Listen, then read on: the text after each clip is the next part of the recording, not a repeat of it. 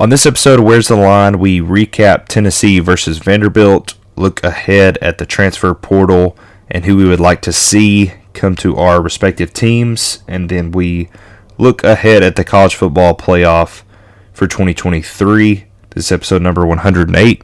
Let's get into it.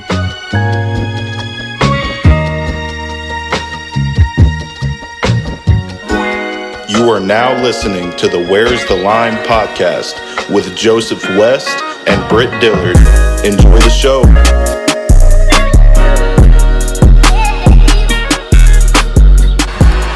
Milton gonna take a shot wide open and just strutting in is Keaton. Joe Milton does it again.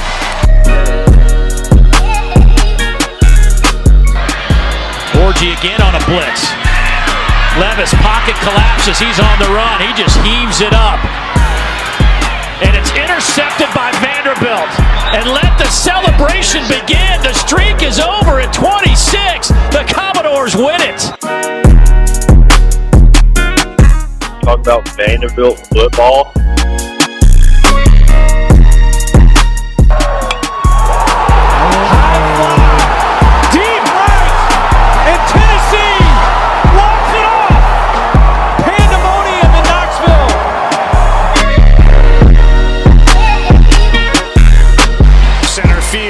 DeMarco, there to make the catch, anchored down, Vanderbilt on top of the college baseball world again.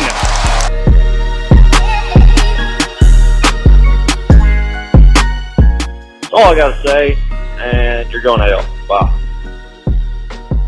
Another edition of Where's the Line. It is Tuesday, November 28th, episode number 108. My name is Britt Dillard. Joined here by Joseph West. How are you today, brother? I'm doing good, Britt. How are you? I'm good. It's Christmas. It's officially Christmas. I'm great. I just ate a meal with my father. Let's go. And my mother as well. So I'm doing good. Shout out to the two GOAT Dillards.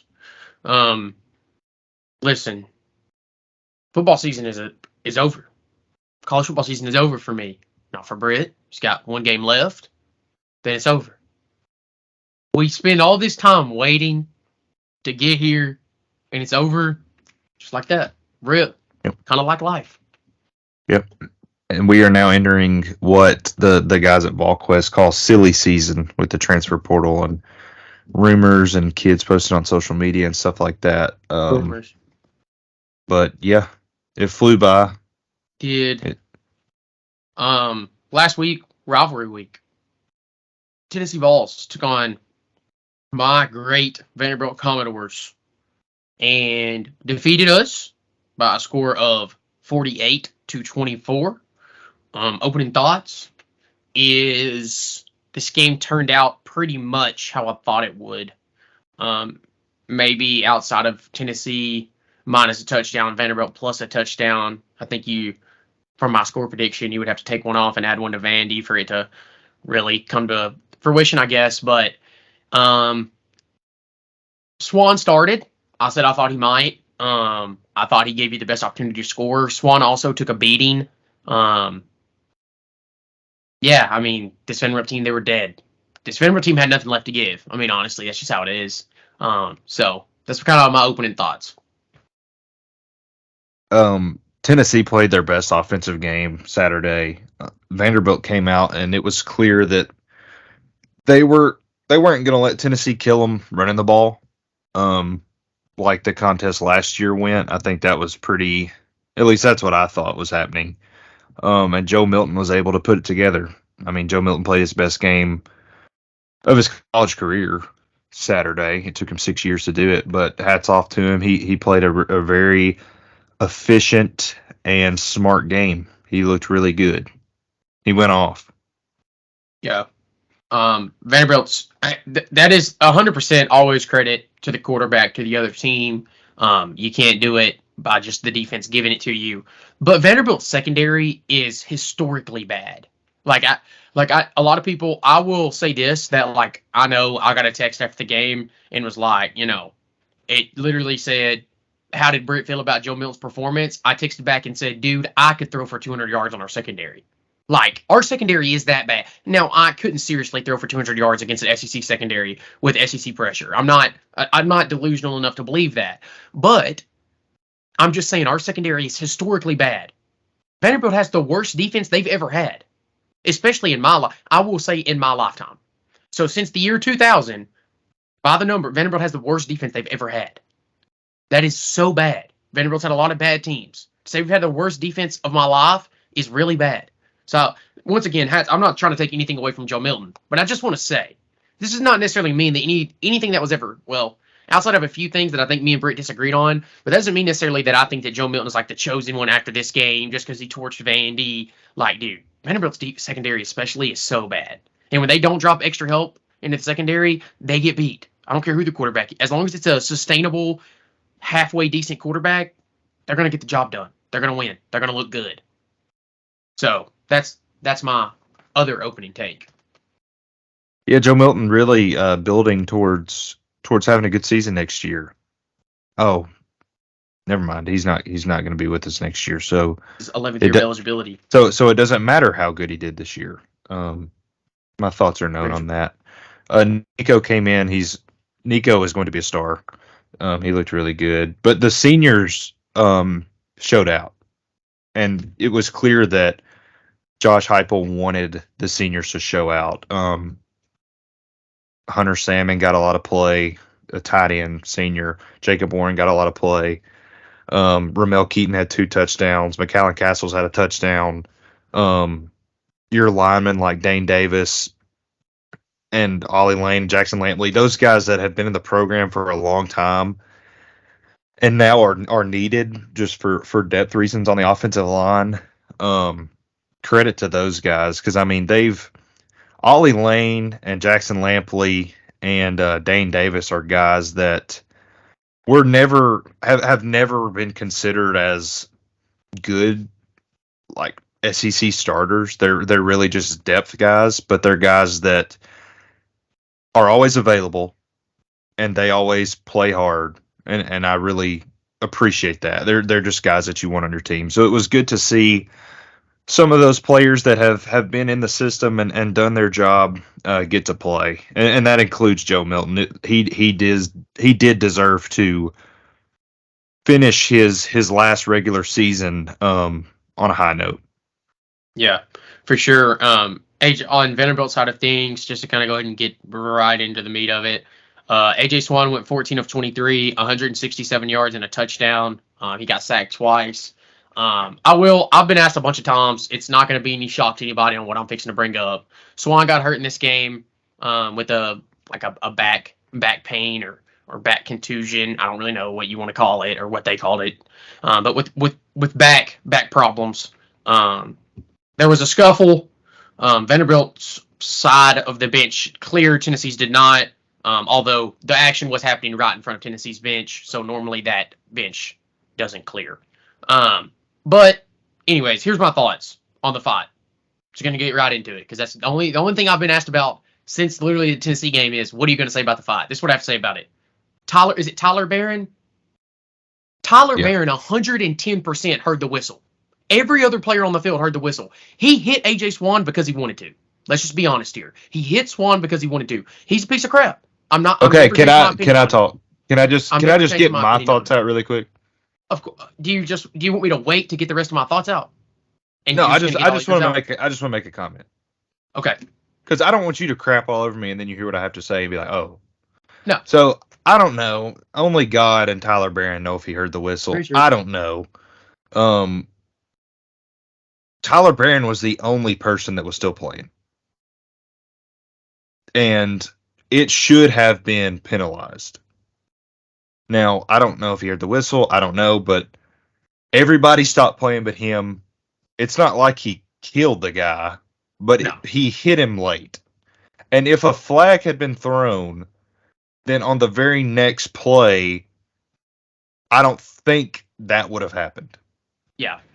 And I actually 100% agree with Britt. I'm not near as mad at any UT players or fans or anything like that as as some were. I'm upset really individually with Tyler Barron because I think he 100%, like Britt said, when 21 out of 22 players stopped playing, everybody heard the whistle.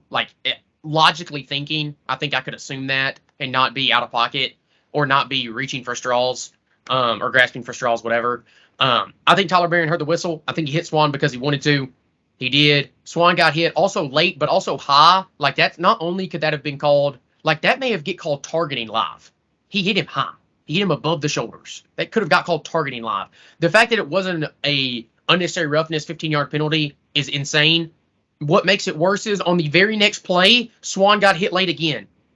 Swan got hit late again on the very next play. So then on the third play, when the fight broke out, no wonder a fight broke out. They just watched their quarterback get hit twice, and then Bradley Ashmore goes to war with Tyler Barron and 3 UT players right in front of their sideline. He goes to war. So it's just like, I'm not mad at Bradley Ashmore. I think he does the right thing. He has his teammates back. I'm also not mad at any Tennessee players trying to get Ashmore off of the UT player that he's trying to kill. I think it was Barron, but I can't exactly remember. So I won't say it. But whatever UT player he was trying to kill, okay, they should get him off him. That's their guy. Right? Both sides, no one necessarily did anything wrong outside of what Tyler Barron did. That was the only thing I was really frustrated about. And the real frustration is 100% what Britt said goes back to the refs. There is no way that both of those go missed. The first one is terrible. Swan got hit high. He gets knocked down off the ground. It's clearly late. Nothing gets called. The second one, 60-40 chance, I think it gets called for just about every other team in the SEC except for Vandy. So that's why, once again, I want that call. The first call gets made in every game ever, except for this one. I didn't understand it. It really frustrated me. I'm not saying this because Vanderbilt was going to win the game with this call or anything like that, but I'm just saying that the refs truly were, in that play alone, unacceptable. Like that, I don't care if I thought the rest of the game was reffed great, because that happened was insane. Insane. Tyler Barron did not play a very disciplined game. I mean, the instances you just talked about, and then he lined up offsides twice. Yeah. Like, I don't know how you do that. Yeah. But I didn't think anything was too egregious. I think there should have been a flag thrown the first time, and it would have been fine. 100%. Nothing ever happens if that flag gets thrown. Now, there were several cheap shots by Vanderbilt. I mean, by several, I mean, I saw 2 on Twitter later, and Clark Lee acted like a complete idiot. But, if you're... I don't back Clark often, but he deserved every moment that he went off was completely deserved by the refs. I think if you're a basketball coach or if you're an assistant football coach, you can act like that. But if you're the head coach of the football team, you have to show some kind of reserve. Or because your team in football most of the time is going to do exactly what you do as far as reaction. Like, if your coach is going ballistic, the team is going to be behind them. Yeah. So I don't know. And always flashes me back. Live. Sorry, go ahead. No, you're good. Go ahead. Live. What? I was going to say live. I didn't really get the full scope of it. Like, whenever the big fight happened, all I did was hear yelling, and I just see a Vanderbilt helmet just go rolling. And, I had no clue what was going on. Yeah. That was another thing, too, was on the next play where I said Swan also got hit late. One of Tennessee's defensive linemen, I have no idea who it was, just straight up took a dude's helmet off. Just straight up took it off from the bottom to the top. Took it off. No flag. That is insanity. That Vanderbilt was never going to win this game. Vanderbilt didn't have the coaches or the pieces to win this game against Tennessee. Do not be misled or misguided thinking that that's what I'm trying to say. But that is just agreed. Those refs should be sent to Gitmo. I don't know what else you have to say. They were absolutely god-awful. And one comment I would like to say, I haven't backed him a lot. Clark Lee throwing his headset at the ref, legendary. I loved the fire. I wish he would have got thrown out of the game. I wish he literally would have taken his headset and hit a ref with it. And I would have been backing him 10 times more on this podcast. James Franklin said it best when he was at Vandy, and we got absolutely destroyed on a call. He said, Vanderbilt in the past may have just laid down and taken these calls. I will not. I will demand respect. That's what you have to do when you're a Vanderbilt head coach. So I disagree with Britt. I think Clark Lee has to do that. When something that egregious happens, he has to do it. He has to demand respect. We're not getting respect like Tennessee. We don't have a historical 1998 season. We're not getting that Bama respect. We're not getting what Georgia's going to get now, all the way now moving forward until the end of time. We're never going to get that. I don't think Tennessee does either. I think Tennessee gets a lot of respect, but I also think they get some hate as well, mostly from fans, though I don't necessarily think from refs in general. But anyways, yeah, the fight, that's all there is to it. Swan got hurt, Stills came in, went 7 for 9, 61 yards, threw a touchdown, ran a touchdown. The touchdown that he threw was to Quincy Skinner. Really nice adjustment by Skinner in the end zone to catch that ball. But also shut up when you're losing by 3 touchdowns. Literally shut up. I do not care if that corner. It was obvious that corner and Quincy had been talking a long time because you could tell they were always talking every time the camera would go to them. Their mouths were moving, so they had been talking trash. Dude, I don't care. We're down by 3 touchdowns. Shut up. So I do like to see a little bit of dog, but not when you're 2-9 in the last game and you're losing by 3 touchdowns. I don't love it then. So shut up when you're losing by that much. Outside of that, I don't really have anything. Some of Vanderbilt's freshmen look good. Junior Sherrill, Cedric Alexander, I thought played well, averaged over 4 yards a carry. Alexander looked good. Alexander looks legit. London Humphreys, a guy who I'm really hoping we're going to be able to keep around because people have been calling, which I'll get into in just a little bit. But yeah, you got some young pieces on this Vanderbilt team. You got to get the coaches, and you got to add some pieces through the portal. Is really all I have to say about this game. Tennessee went 8-4. They played a really solid offensive game. Milton played well, took advantage of what Vanderbilt's defense, couldn't guard or couldn't defend or however you want to say it. He put it in the right place. I only thought Joe Milton missed 2 passes, I think, this whole game. The whole game that I watched, I was like, okay, he missed that one. He missed one more, and that was it. I thought Swan missed 5 or 6 for comparison in this game. So I hate losing to Tennessee. I hate Tennessee. They beat us now 5 years in a row. 5 years in a row. 4, because 2020 don't exist. So they beat us 4 years in a row. That sucks. Back to the drawing board, which I'll get into in a minute. And go Doors. One last note, shout out Jalen Wright for reaching 1,000 yards. Jalen Wright, if you look at his carries, and I don't have them pulled up, but if you look at his carries, he never had more than, I don't think he ever hit 20 carries a game. And he rushed for 1,000 yards this year. And I think like 6 out of the 12 games he played in, he only had 11 touches.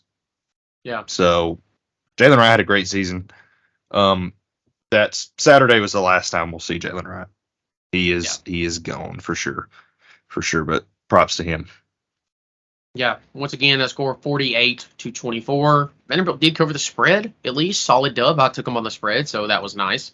Also, Locksmith here and Britt, we had no picks last week. We slacked hard on the podcast. We were scatterbrained, and we didn't make any bets. So, no bets to recap or anything.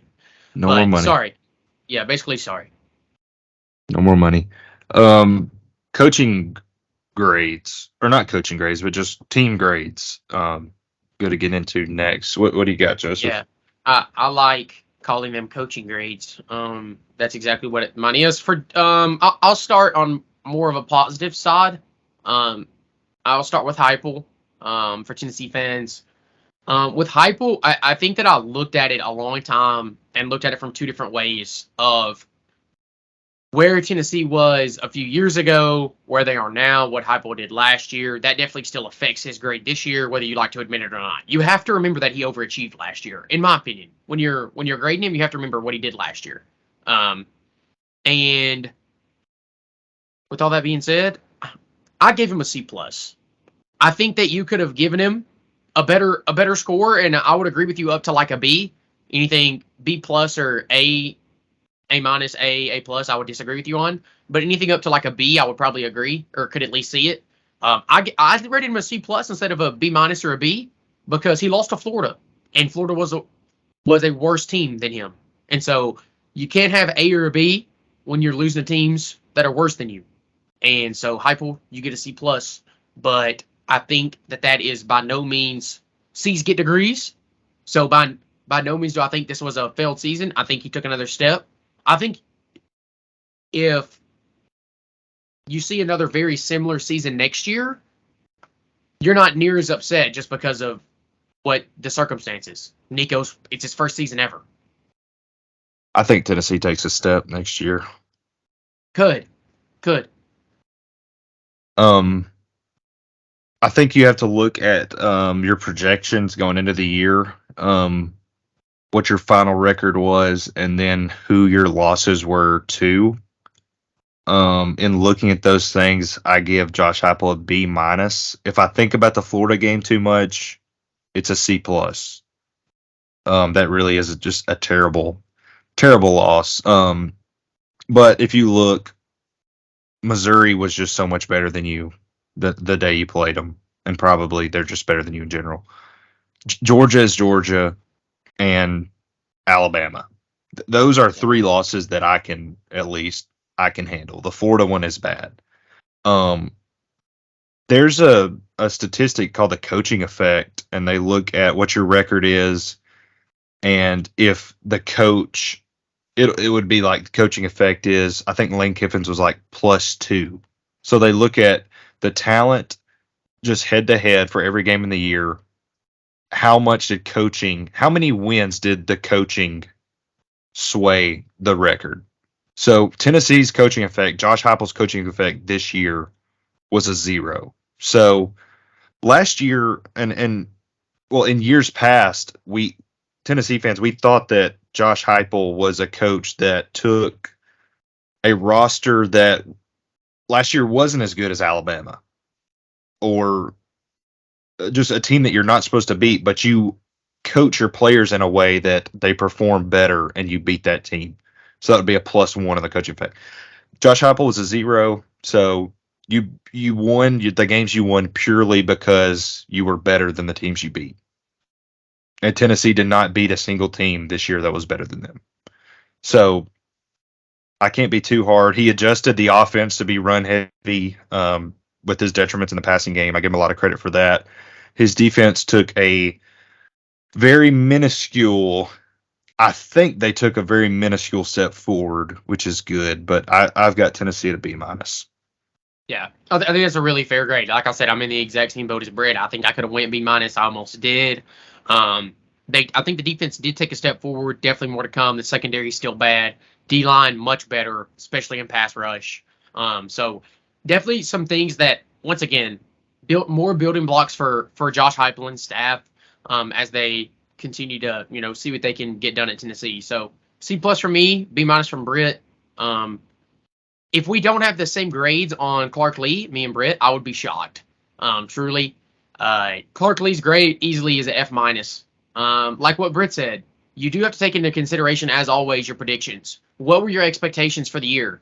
My expectations were 7 wins. I thought 6 or 7 wins, and there was a path for 8.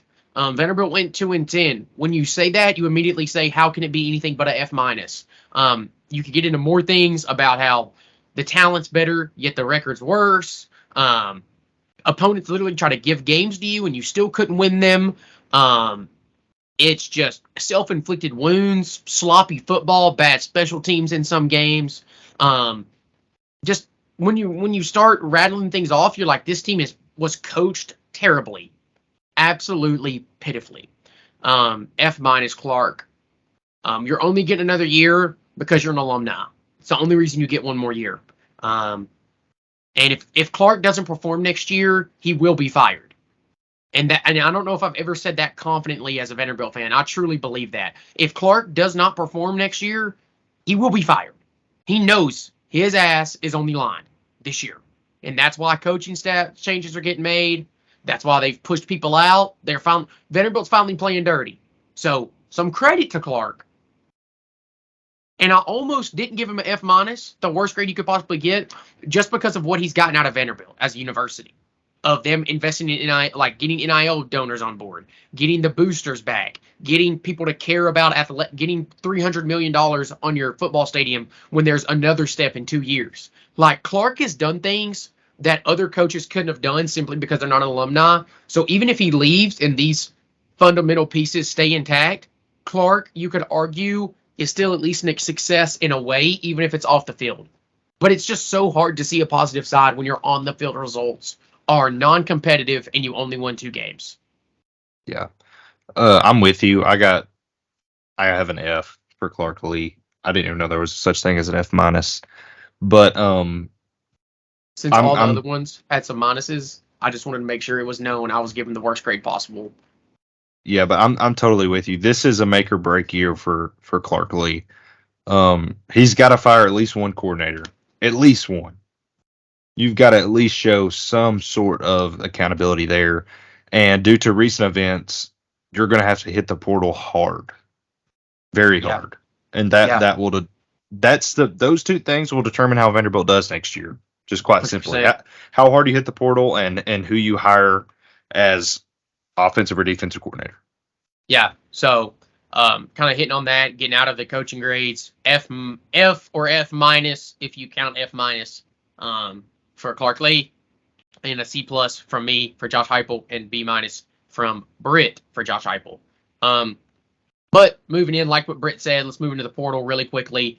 Not going to get too deep into it because next week I think will be the really hard portal week where we've got all the rumors swirling after the portal has officially opened, and it'll be awesome. And it is silly season. It is season to say you're getting guys who you don't even know if you're going to get. It is time to get crazy. With that being said, Vanderbilt has had some dudes transfer. A bunch of people freaked out early. Vanderbilt has not lost a single guy yet that I didn't think we were losing. We haven't lost anybody of any importance, in my opinion, except for, you can argue, one guy. And we'll talk about him now. AJ Swan entered the portal yesterday. AJ Swan, man, great. Seems like a great dude. Great young man. Has a great family. Has met his family. They're great people. I hope he goes somewhere and goes off. But Swan showed struggles to get through his progressions. And I just didn't think he was a step moving forward. But the coaching staff totally screwed him. And if they don't bag a big fish in the portal, I'm talking big name. Like I want every school that needs a quarterback going after him, and Vanderbilt gets him. Unless they do that, then they totally screwed themselves on AJ Swan leaving. Because ultimately, he still had the talent to do things that other Vanderbilt quarterbacks for the last 10 years, 12 years couldn't do. He could do things, he could make throws that other Vanderbilt quarterbacks that we've had just couldn't have made. And when you have a quarterback like that at Vandy, you have to at least have hope at the end of at every snap that he might do something nuts.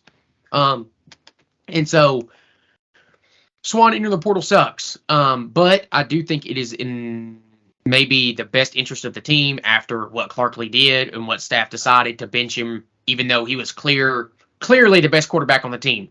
Ken Seals, the second string quarterback, also into the portal. So Vanderbilt has 2 quarterbacks on scholarship right now on the whole roster. One's Walter Taylor, one's Drew Dickey. When you look at that, that's scary. Puts a lot of pressure on who you're going to go get in the portal. And you know, I've heard names, I've heard things, but we'll see how it all plays out. I'm not going to get too angry until I see what Vanderbilt does in the portal and see exactly how active they are, exactly who they're going after. Because now that I'm able to get this information, I will know if I'm in or out on Clark before next year starts. I'll be able to tell you 100%. Yeah, and you mentioned big fish. Luckily for Vanderbilt, the portal doesn't open until the 4th of December, I believe. And there's already 3 or 4 solid quarterbacks in the portal. I mean, the guy from Kansas State, Will Rogers, Howard, is in the portal. Yep. Those are 2 very solid quarterbacks. Michigan State's quarterback, who is not by any means ever strung it together consistently, and his name is slipping me, but he also entered the portal, and he's a solid quarterback. I would not be happy with him at Vandy. For me right now, I think if you just, out of the guys Britt just named some of the top quarterbacks, I would say go get Will Howard. He's a bridge guy. He's only got 1 year of eligibility left. Rogers? Will Howard from Kansas State. Okay. And Oh yeah. Maybe his first name's not Will. It's definitely something Howard though. Yeah, it is. But yeah, so Will Howard from Kansas State is who I would say right now. I don't think Will Rogers would come to Vandy just across the SEC. That wouldn't make whole lot of sense for him. Lateral move.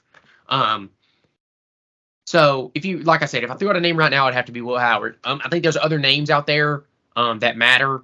MJ Morris from NC State, who, if you know his story about how he kind of got screwed over by the coaching staff, quit in like week 7. He's been in the portal since then. Well, he declared he was gonna go to the portal since then.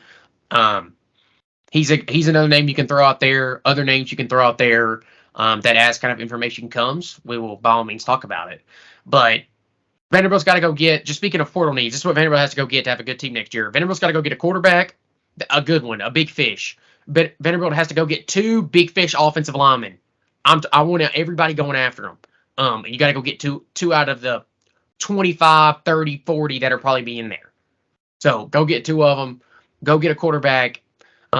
Defensively, got to have 2 secondary guys at the corner position. Got to add a safety. Got to add some D-line pieces as well, at least 2 defensive line pieces. If Vanderbilt's successful next year, it'll be through that. And it'll be because Vanderbilt's finally stepped up and decided we're going to pay some guys. So we'll see, but that's what it will take out of the portal for Vanderbilt. Also, complaining about him a lot, Ethan Barr. Good riddance to you, brother. My number 32 white linebacker. I'm so glad I don't have to watch you be just too slow to play in the SEC anymore. I do wish you success in like the MAC or the Sun Belt, wherever you end up. But I wish you success there. You'll be a great linebacker, but you just weren't built for the SEC, and I'm really glad I don't have to watch Clark Lee continue to start you. And Vanderbilt has something that Tennessee also has at some positions. You're a day 1 starter in the SEC. And we will throw a bag at you. So, Yes. I mean, it should be easy for SEC teams to recruit the portal. Yeah. It should Also, be easy. Another thing is, too, Vanderbilt, I didn't really hit on this a second ago. Speaking of transfer portal, I will add this in with coaching hires because coaching hires is pretty much the transfer portal. It's insane. Vanderbilt did fire their strength and conditioning coach. And if all things go right, after the information I've been told today, if all things go right, Vanderbilt is going to make the best hire they've made in my whole entire life. And that is, and I know you're like, Joseph, are you really getting hyped about strength and conditioning coach? Your strength and conditioning coach is your most important hire. In case people did not know that. And some people would argue that there's another position, maybe. It's second at worst. Maybe you could argue head coach for sure is really important. But as far as the guys the head coach is hiring, give me strength and conditioning coach. The players spend all of their time with their strength and conditioning coach. All of their time. They're always with him. It's important for him to be fiery. It's important for him to be great. It's important for him to have him ready. Vanderbilt's had a lot of soft tissue problems on their team. Had a lot of players just getting hurt. There's a lot of things that your strength and conditioning coach can either help diminish the chances of them getting injured or hopefully make them go away completely, where you don't have as many nagging injuries throughout the season. Strength and conditioning coach is a very important hire. And if things go well, Vanderbilt makes the correct hire, I will... it'll be really hard for me not to say that I'm excited already. And just because of this one hire, I'd be pretty excited. Sometimes to go forwards, you have to go backwards. And Vanderbilt's going to go back in time with this hire. Okay, Joseph's an insider. I don't necessarily know that I call myself an insider, but I at least know people that have information, which is cool. Sometimes you got to go backwards to go forwards, just so I can say I told you so. We're going back to the Franklin years, baby. Okay. Just that way everybody knows my information. Okay. Tennessee in the portal. Towards the end of the year, you really saw the lack of depth that you have at some positions. Though you've recruited well, I don't have much faith in our coaching staff in, I don't want to say developing players, but in trusting young talent. Because like you've got guys getting hurt, and instead of putting in a freshman to play against Vanderbilt, it's the last game of the season, you put in a 6-year guy. Like that doesn't make any sense to me. The main position that I want to sit in the portal is offensive line. you've got a lot of guys that can come back. I think Cooper Mays is coming back. I think Javonte Spraggins will come back. I think you need to get at least one tackle in the portal, but O-line is important there. You have to go get a tight end. You're losing your 1 and 2 tight end this year. You've got Ethan Davis there, but he didn't play a single snap this year. You have to get a tight end. Tennessee was a better team when we utilized Princeton Fan at tight end. So I would like to see us go get a guy there, at least for depth. And then defensive back, your secondary is terrible. Tennessee needs a good young defensive back. The last good young defensive back we had was Alontae Taylor, in my opinion. And then you got to go get a quarterback. I would like for them to get a quarterback with experience, because that room is going to be a redshirt freshman and a true freshman next year, and maybe Schuler. That's going to be your quarterback room next year. So I think you got to go get a guy with experience. You're going to lose a lot of key players off this roster. I don't think you're going to see Jabari Small or Jalen Wright. I don't think Ramel Keaton's coming back. Obviously, Joe Milton's not coming back. I wouldn't be surprised if you don't see Tyler Barron next year. Dylan Sampson's flirting with transferring. And I realize they're 18, 19 years old, but we don't need all these cryptic Instagram stories and Twitter emojis. Let's grow. I know you're 18, but grow up. Nobody is really that concerned about you. And for Dylan Sampson, you're guaranteed to start at running back for Tennessee next year. Why are you going to be a child about it? I understand, use some leverage, get some money, but how about you go talk to your head coach before you start whining on Twitter about not playing? But yeah, that's all I really have. Vanderbilt, I also left off tight end. I was glad Britt said that. Vanderbilt also needs to go get a tight end in the portal as well. Britt's rampage kind of threw me off about Dylan Sampson. I totally forgot what I was going to say. That's okay. Oh, yes. Vanderbilt, one other thing I'd like to touch on in the portal is this. You have to hang on to these two guys. You have to, no matter what. Do not let London Humphreys go anywhere. Tell UT and Georgia to shut up. Literally tell them both to shove it. And give him whatever he wants. Whatever they've both offered him, I don't care what it is, offer it to him. He's worth it. True freshman this year, put out good numbers, from CPA, Nashville kid. I want him to have whatever he wants. Give it to him. And all the tampering that goes on in the NIL deal will come to an end eventually, because it has to. But right now, it's kind of insane. Yeah, no, it is. It's crazy. Kind of insane. I mean, the fact that I read a report that was put out on the internet that talked about Georgia calling London Humphreys after he scored the first touchdown on them is quite insane.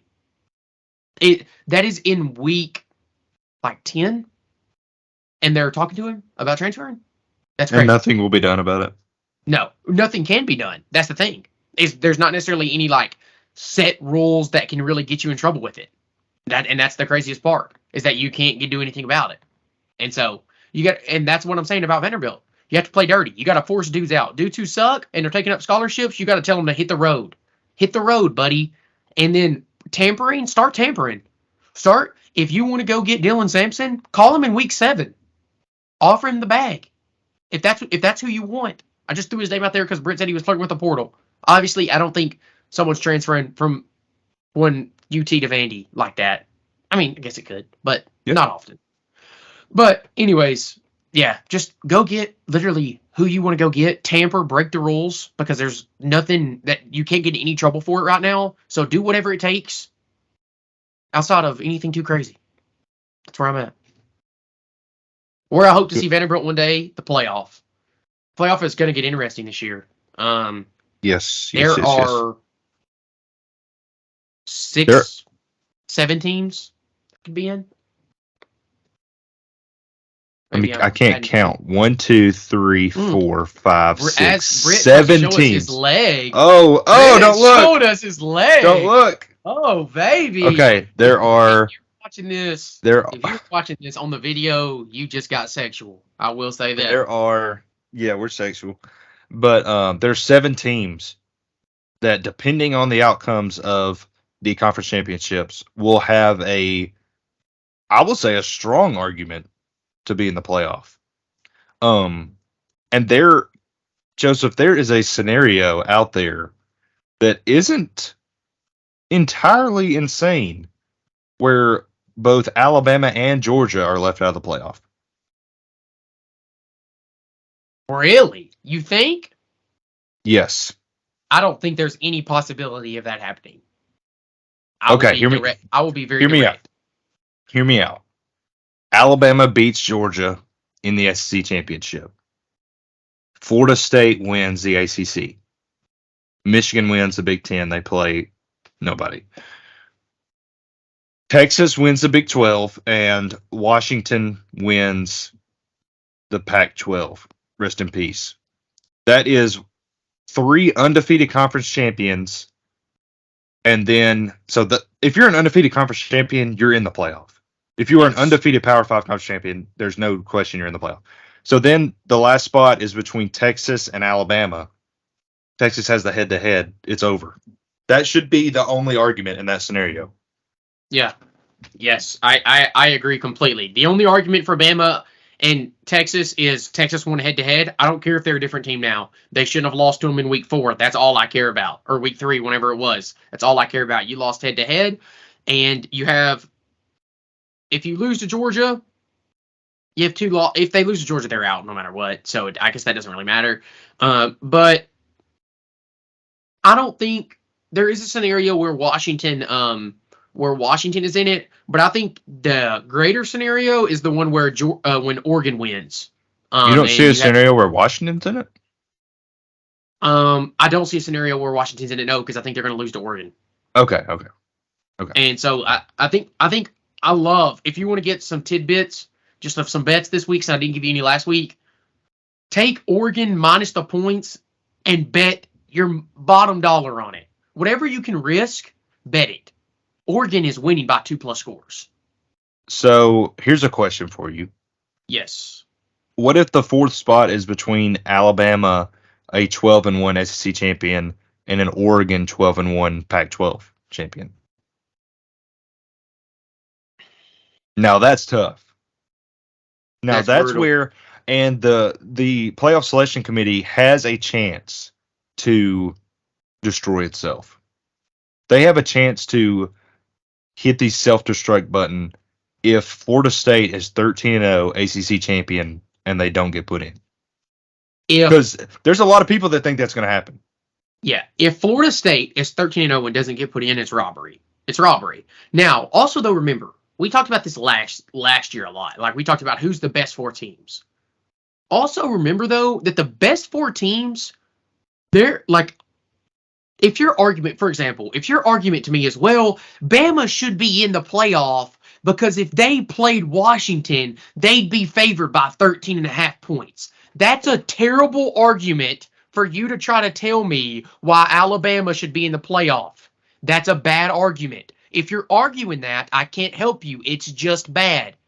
Just because they would be the favorite does not mean, and they're the better football team, does not mean they deserve to get in the playoff because they would be favored against Washington.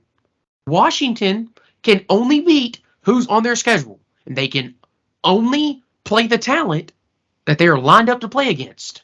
That's all they can do. They can go 13-0, and that's why I always say, it's not always about who's the better team. That's just not how it is. I think the most important thing for the selection committee, obviously, is your record. And if you're a 13-0 conference champion, there is nothing else to look into. You should be in the playoff.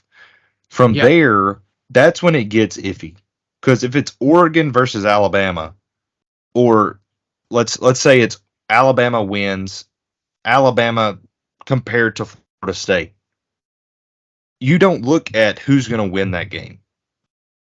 it should be who are the wins, and if there are any losses, who are the losses. But it definitely shouldn't be who's starting at quarterback. I don't think so.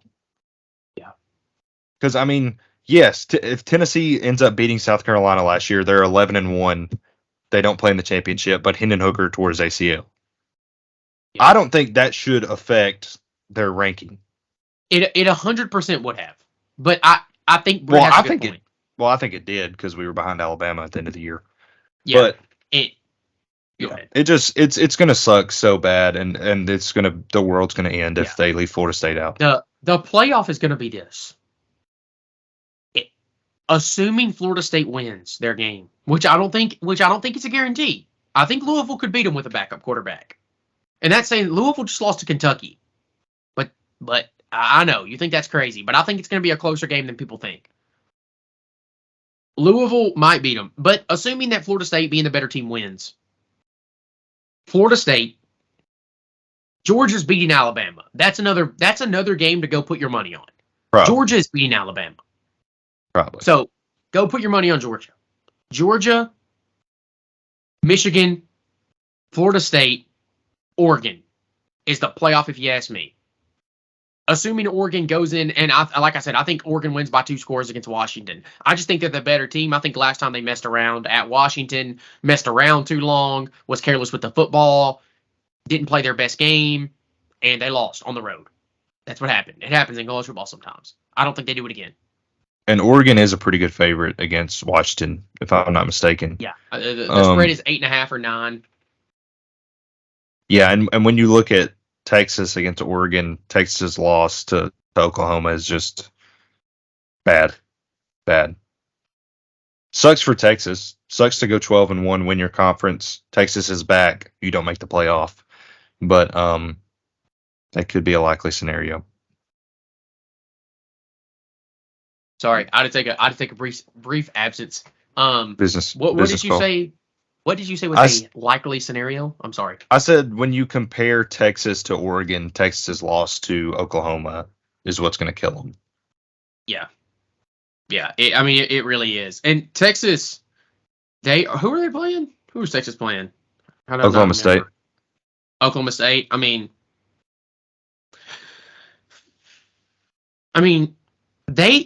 If you look at Oregon and Washington side by side, and they're both 12-1 conference champions. What even like? I think they'll put Texas in. Now that I think over about Oregon. it. Yeah. Now that I think about it. Their best win will be they'll have a better win. Yeah.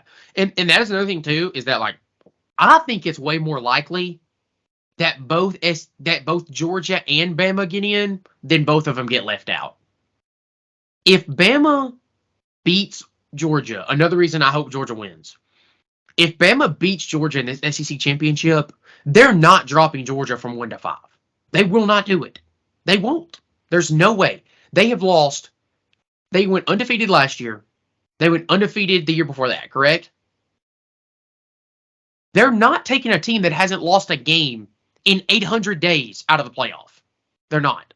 You can say last year don't matter and 2 years ago don't matter. It does. Because it matters to you and it matters to me by default. Just when you start thinking about it, you're like, wait a second. Georgia doesn't deserve to be out of this playoff. There's only one scenario where it's even a possibility, and that's where there's 3 undefeated conference champions and a 1-loss Texas who won the Big 12. Now, putting Texas in over, just saying that Texas is in over Georgia is pretty wild. But resume, if they value a conference championship as much as they say they do, their resume, Texas's, would be better. True. You'd have the loss to Bama, and then even Georgia's in strength or in schedule. In-season schedule is not all that heavy. But you still played 22nd ranked Tennessee. You played number 9 last week. I know the rankings are probably coming out right now as I speak. So number 9 Missouri, but I think they're going to be higher than that this week. They might be 8 or 7. And they won't be 7. They might be 8. We'll see. to me, Missouri doesn't mess around in the Georgia and LSU game. I mean, you can argue that they could have lost the Florida game too, and they should have. But, I mean, just the LSU game in general, when I look back at that game, I'm like, man, Missouri really should have won that game. I mean, they really should have won that game. And, like, I think Missouri's a better team than Ohio State. I think Missouri is a really good football team. I agree. I just think that it's too congested in the top 7 or 8. I think Alabama's 8 to consider. Okay. Like Tennessee last year, if they had won 11-1, they wouldn't have made it in this playoff. Right. All right. Yeah. So we'll see. I mean, college football did the right thing. They're moving to 12 teams. There's going to be home playoff games. It's going to be awesome. I'm excited. I'm just excited for this weekend in general, even though I'll be at a wedding. And for the playoff selection on Sunday. It's going to be awesome. I was trying to pull up the college football playoff. I was wanting to see if they got to the ones that really matter. Yeah, they came out just a second ago. I believe Georgia won. Georgia won. Michigan 2. Let's see here. Yeah, Georgia 1. Michigan 2. Washington 3. Florida State 4. Oregon 5 and Ohio State 6. Is their top 6. I feel like that's having Ohio State over Texas is kind of crazy to me. True. So Ohio State beat Penn State and Notre Dame. Those are their 2 best games, right? Notre Dame sucks. Notre Dame hella mid. Yeah, Texas is 7, Bama's 8, Missouri is 9. So, I mean, Ole Miss is 11. Yeah, I mean, I guess, but doesn't really matter. We'll see what the committee decides to do. Yeah, we'll see. I just really hope it doesn't turn into like the SEC bye show. You let Bama win the SEC championship and they both get in, and you screw over a 13-0 Florida State team. I'd be pissed. I'd be absolutely livid if I was a Florida State fan and we went 13-0 and didn't get in. Like, I would think about trying to burn down the playoff committee's houses. Like, I'd be no, something bad will happen if that happens. You're probably right. That's just obvious hatred. Malpractice. Oh, yes. 100%. Yeah. It's really ridiculous. But I think that's all we got, right? There's nothing else on our agenda, correct? No, that's all I got. That's all we got. I hope y'all enjoyed another episode of Where's the Line. Please remember to follow us on Instagram, Twitter. Remember to follow us on Spotify.